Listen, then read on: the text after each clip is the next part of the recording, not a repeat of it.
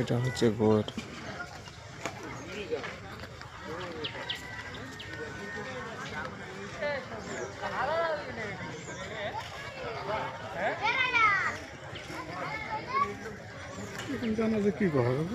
জানা যাও ওই বাধা হবে, এখানে হবে না যার শর্ট না। রাস্তার করলে কি আর, রাস্তা গাড়ি ঘোড়া চলছে, ও একটু বন্ধ থাকবে।